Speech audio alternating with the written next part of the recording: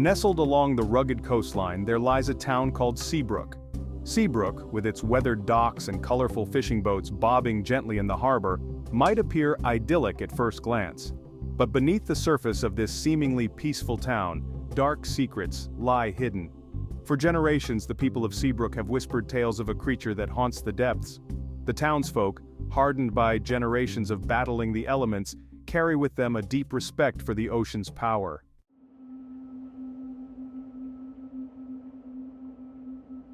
The tales vary, each storyteller adding their own embellishments, their voices hushed as if the very act of speaking about it might summon the creature from the depths. Some describe it as a monstrous fish, its scales shimmering like 1,000 suns, its teeth as sharp as daggers. Others speak of a creature resembling a man, but with eyes as cold and black as the abyss itself. Regardless of its true form, one thing remains constant. The creature is said to be a harbinger of doom, its presence heralding tragedy and despair. They know that beneath the tranquil facade of Seabrook's picturesque harbour, a darkness stirs.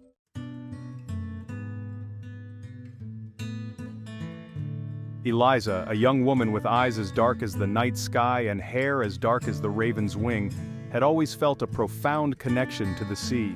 Born and raised in Seabrook, she had grown up listening to the ocean's rhythmic symphony, its ebb and flow as familiar to her as her own heartbeat. From a young age, she would spend countless hours exploring the rocky shores, collecting seashells and watching the waves crash against the rugged coastline. The ocean held a mystical allure for Eliza, a sense of wonder that transcended mere words. Yet even as Eliza embraced the ocean's allure, she was not immune to the undercurrent of fear that permeated Seabrook.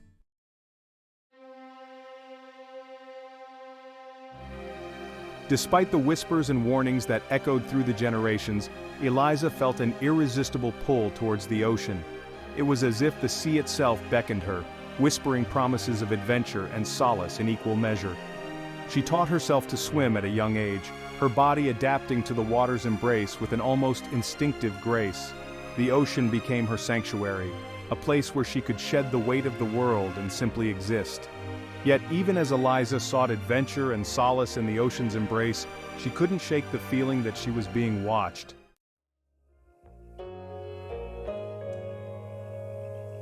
One moonlit night, as the silver light of a full moon bathed Seabrook in an ethereal glow, Eliza found herself drawn to the shore once more.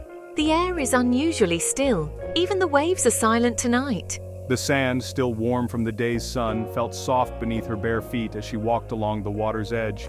The rhythmic sound of her own footsteps, the gentle lapping of the waves against the shore, and the distant cry of a seagull were the only sounds that broke the silence. As she turned the stone over in her hand, examining its intricate patterns, she noticed a figure standing at the water's edge.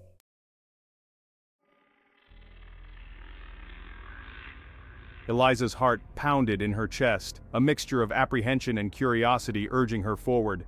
The figure remained motionless, a solitary sentinel standing at the boundary between land and sea. I need to see who this is, but why do I feel so nervous? Taking a deep breath to steady her nerves, Eliza cautiously made her way towards the stranger. As Eliza drew closer, she could make out the silhouette of a man, his frame tall and lean, his shoulders broad.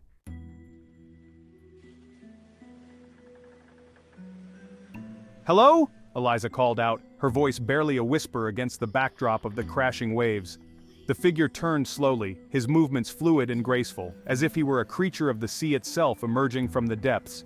The moonlight caught the stranger's face, revealing features that were both striking and strangely unsettling. His eyes, dark and intense, seemed to hold a depth that belied their youthful appearance. Good evening, Eliza.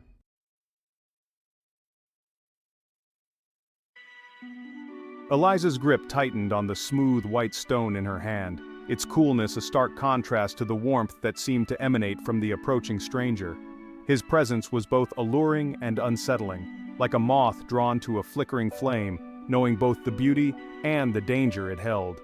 Despite the apprehension that coiled in her stomach, Eliza found herself captivated by his gaze. Hello, it's a beautiful night for a walk. Indeed it is. The night has a certain magic, don't you think?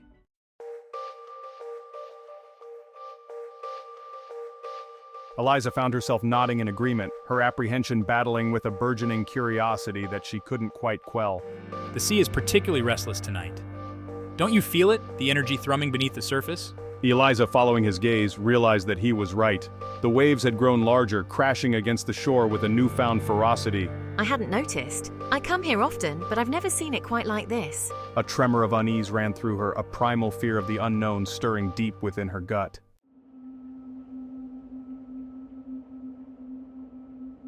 The stranger smiled again, but this time there was a knowing glint in his eyes, as if he sensed her unease. The sea is full of surprises. It's a living thing, with currents and rhythms all its own. He turned back to Eliza, his gaze piercing through the darkness. My name is Merrick. Eliza hesitated for a moment, her instincts screaming at her to refuse his offer, yet she found herself inexplicably drawn to him.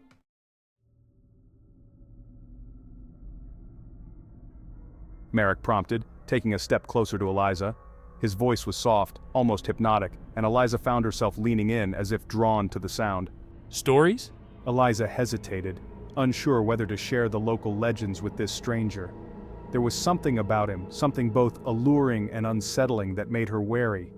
Yet she found herself inexplicably drawn to him, compelled by an invisible force. There are stories of creatures who live in the sea, creatures who can take on human form. They say these creatures lure unsuspecting victims into the water, never to be seen again. A strange expression flickered across Merrick's face.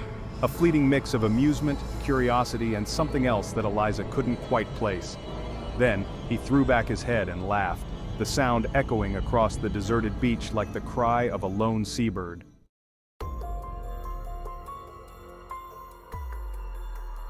Eliza flinched at the sound, her heart pounding in her chest. She took an instinctive step backwards, putting some distance between herself and the enigmatic stranger. His laughter, though melodic, held an unsettling edge, a hint of something primal and untamed. Creatures, you say? Merrick's voice, though still soft, held a new intensity, a vibrancy that sent a shiver down Eliza's spine. He stepped closer, his gaze holding hers captive. Eliza found herself rooted to the spot, unable to move, unable to break free from his mesmerizing gaze. And what makes you think such creatures are content to remain hidden beneath the waves? He murmured, his breath warm against her cheek. Eliza's breath hitched in her throat, her senses overwhelmed by the warmth of his presence, the scent of the sea clinging to his skin, the sheer magnetism of his being. Before Eliza could respond, Merrick reached out, his fingers brushing a stray strand of hair from her face. His touch, though feather-light, sent a jolt of electricity through her, a strange mixture of fear and exhilaration coursing through her veins. In that moment, standing on the edge of the world, with the sound of the crashing waves filling her ears and the moonlight bathing everything in an eerie glow, Eliza couldn't help but wonder if she had just stumbled into the heart of the very legend she had always dismissed as nothing more than a sailor's tale. Merrick's eyes flashed with a predatory gleam, his gentle facade gone, replaced by something cold and menacing. What are you doing? Eliza's breath hitched as Merrick's grip tightened around her wrist like a vice. His smile transformed into a predatory grin, revealing unnaturally sharp teeth in the moonlight. Terror flooded Eliza's senses, shattering her trance-like state. Don't you see? The sea has called for you. It's time for you to return to the depths. He began to pull her towards the water's edge, his human facade crumbling with each step. The ocean surged forward, waves crashing with newfound fury. Eliza's feet sank into the wet sand, her body dragged towards the churning water.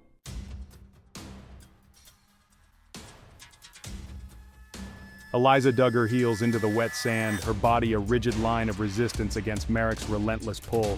No! She cried, her voice barely audible above the roar of the waves, yet filled with a fierce determination that belied her fear. She thrashed against his grip, her mind racing, searching for any way to break free from the nightmare unfolding around her. Her fingers, scrabbling for purchase, connected with the flesh of his arm. She raked her nails down his skin, expecting the resistance of muscle and bone, but instead finding a slippery, almost reptilian texture beneath her touch. A gasp of revulsion escaped her lips, but she didn't relent, digging her nails deeper, desperate for any advantage. Merrick hissed, a sound of both pain and surprise, his grip momentarily faltering. Eliza seized the opportunity, yanking her arm back with all her might. The force of her pull, fueled by adrenaline and terror, momentarily freed her from his grasp. She stumbled back, putting precious distance between herself and the water's edge. The ocean, no longer a source of comfort, now loomed before her, a churning abyss hungry to swallow her whole. She scrambled to her feet, her breath ragged in her chest, her eyes darting around, searching frantically for any way out of this nightmare. Panic surged through her as she realized the terrifying truth. The beach was deserted, the distant lights of Seabrook a cruel mockery of civilization. The wind, now a howling gale, whipped her hair around her face, blinding her, as if the very elements had conspired with Merrick to trap her. She looked back at Merrick, her chest constricting with terror. Any hope evaporated as she watched him wade into the surf, his form shimmering, the moonlight reflecting off his skin. He turned back to face her, a triumphant smirk twisting his features, his eyes glowing with an eerie, internal light. The transformation was almost complete, the handsome stranger replaced by a creature of the deep, its true form both mesmerizing and utterly terrifying. A bone-chilling realization washed over Eliza. This wasn't a struggle she could win. Merrick hadn't brought her to the beach to talk, he had brought her here to claim her, to drag her down into the depths, to make her a part of the legend that haunted Seabrook. A legend she had foolishly believed to be nothing more than a sailor's tale. And as the ocean surged around Merrick, swallowing him whole, she knew that she too was about to be consumed by the depths.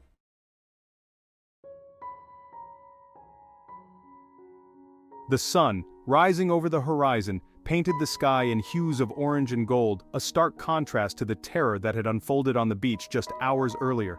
Seagulls called out, their cries echoing across the now deserted shoreline, their calls tinged with an eerie melancholy as if they too mourned the loss of the young woman who had vanished into the depths. Word of Eliza's disappearance spread through Seabrook like wildfire carried on the salty breeze, whispered from neighbor to neighbor, each retelling tinged with a growing sense of dread.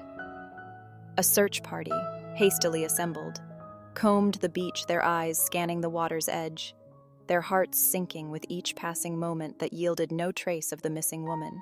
They found her shawl, snagged on a piece of driftwood, its fabric damp and cold, a chilling reminder of the ocean's unforgiving embrace. Footprints, leading to the water's edge but not back, told a silent, heart-wrenching story of a struggle, a desperate fight for survival against an unseen force. Fishermen, their faces etched with a grim determination, set out in their boats, their nets cast wide, hoping against hope to find some sign of Eliza to bring her back to shore, to offer solace to a community united in grief. But the ocean, as if guarding its secrets, offered no answers, only the relentless crashing of waves against their hulls, a constant reminder of the power that lay beneath the surface.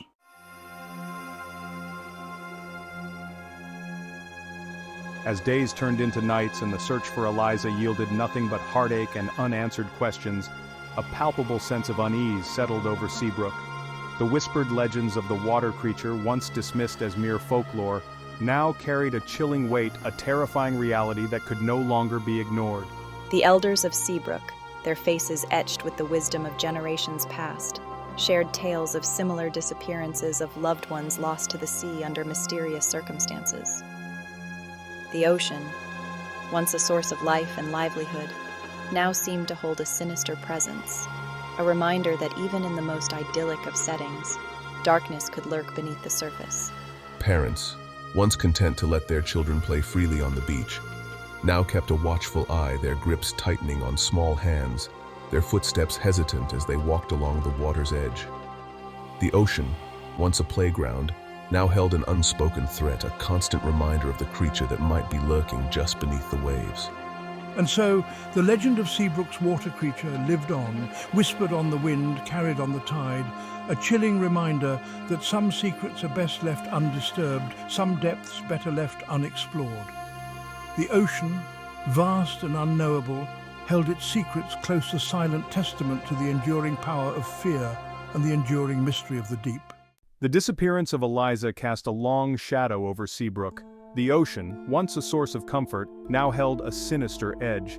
The townsfolk, once dismissive of legends, now confronted chilling possibilities. Children, once eager to explore, now eyed the water warily. Their stories took on a new intensity, voices hushed, eyes wide. The legend of the water creature became a chilling reality. Fishermen worked with renewed caution, haunted by Eliza's image. The ocean held its secrets close. Unanswered questions lingered, a shroud over Seabrook. The line between myth and reality had blurred, leaving unease.